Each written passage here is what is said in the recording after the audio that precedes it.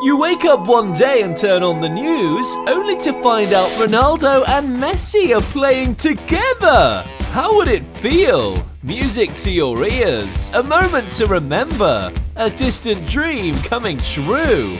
I wish it had happened. I bet every football fan would have wished for this partnership at least once in their lives, 'cause why not?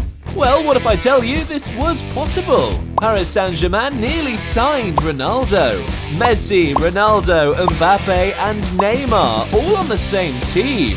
This could have been the greatest football news of the 21st century. So without further delay, let's take a sneak peek inside how the League One giants went for Cristiano Ronaldo, but ended up signing the little boy from Rosario, and how Ronaldo and Messi nearly played together. I can write a book on Ronaldo's achievements and yet be left with plenty of stories. So let's just cut the long story short. It all began in 2018 when Zinedine Zidane, Real Madrid, annihilated Liverpool in the Champions League final. This was the third time Ronaldo lifted the Champions Trophy with Madrid. And with this, everyone knew the end was near. After a dreamlike run with Madrid for 9 years, their mainstay was finally leaving. Ronaldo had left Santiago Bernabeu for one last time and was never coming back. He said, "I felt within the club, especially from the president, that I was no longer considered in the same way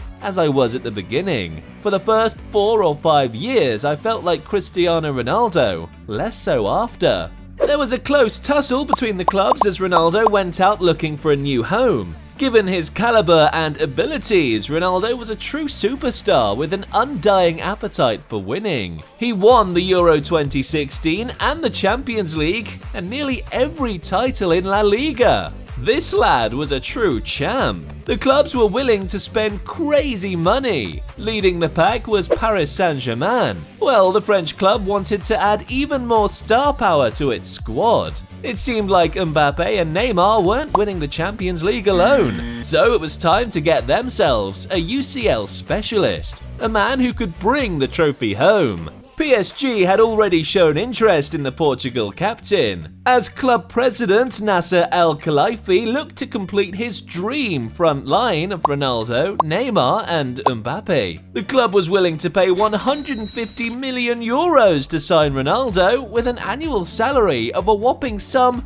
of 45 million euros, bringing him on par with Lionel Messi. Now this was serious money. PSG is like the Elon Musk of football clubs, buying anything, anytime with no financial limitations. They had already spent 317 million on the other two stars, and adding $150 million took the price to €500 million. God, who are these people? But then it had its downsides. Most important of which was unsettling Neymar, who had arrived in 2017 to become the club's leading man. And losing this status so soon after stepping out from Lionel Messi's shadow was going to create problems for the club.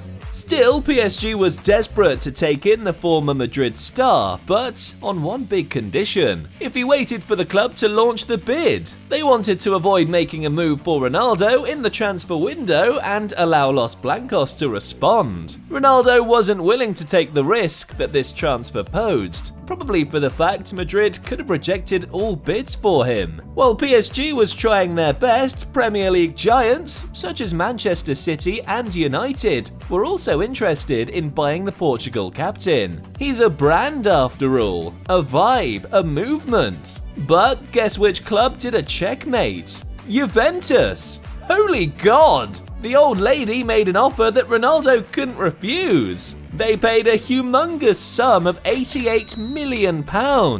88 million! These football clubs can end the world's poverty if they come together.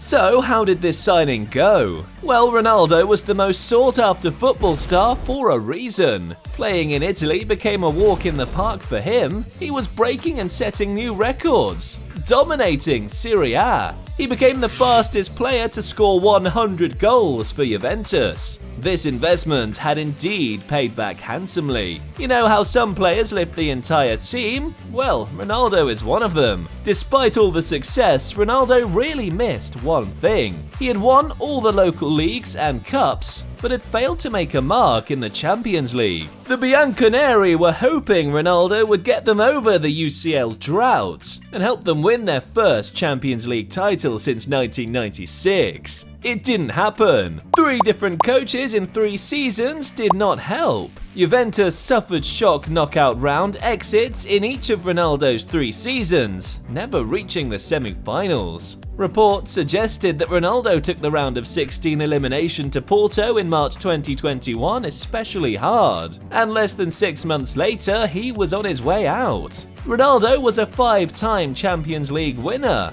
and with 2 more titles he could have set the all-time record for European club championships for a player. At that time he had 134 goals, the most goals of any player in the history of the competition. These reasons were coupled with dressing room rifts and wage issues. The club was in hot waters after the pandemic hit, and keeping a player as big as Ronaldo comes at a hefty cost. There was an estimated $235 million budget deficit, and Ronaldo's $100 million a year cost to the club between his salary and the installments of his transfer fee. The club had to make a compromise. And moving on was the best option. As Ronaldo left the club, he was making it to the headlines once again, because only weeks before PSG had signed Lionel Messi, who was quoted saying, "I'm excited to begin a new chapter of my career at Paris Saint-Germain. Everything about the club matches my football ambitions." There were rumours, although too good to be true, that Les Parisiens could potentially get into an agreement with Ronaldo too. Good lord! For once, the dream was alive again, but PSG were already paying Messi a mouth-watering sum of €35 million per year. So bringing in the ex-Juventus star would have made their finances more tough. But lucky for Ronaldo, there were some old friends who joined the race of buying him, and the most significant of them were the Red Devils. How can we ever forget the wonders of Ronaldo in Old Trafford? How he lit up the red half of Manchester. Well, this was it. Ronaldo was back at the club where it all began, but this time he was more accomplished, more fulfilled. He had 5 Ballon d'Ors, 5 UCL trophies, and a Euro Cup. So this return to the theatre of dreams made sense. Or as Peter Drury described it, Madeira, Manchester, Madrid, Turin, and Manchester again, wreathed in red, restored to this great gallery of the game. Ronaldo, United, and success, they had a bond that was formed years ago. He had a great year on an individual level, but from a team's point of view, it was a disaster. In fact, United endured their most disappointing campaign since the Premier League was formed in 1992. They finished 6th, winning no trophies at all. Ronaldo performed, but the team failed. His individual clutch moments were amusing, and then there were defeats, such as Liverpool's 5-0 thrashing. When Ronaldo crossed a milestone of 800 career goals, United touched new lows. Unfortunately, United also failed to qualify for the Champions League. This was it.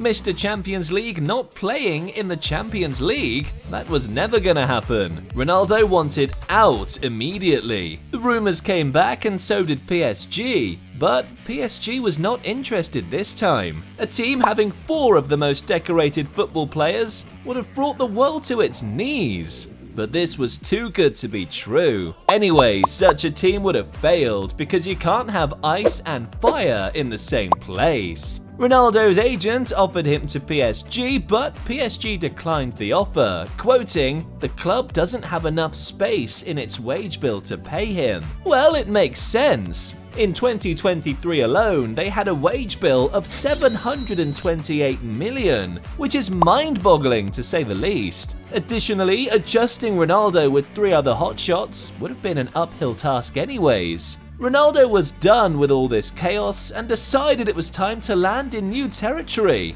Saudi Arabia. He signed a contract with Al Nassr worth $200 million annually. Oh my god! Bro can buy a football club of his own with this much money.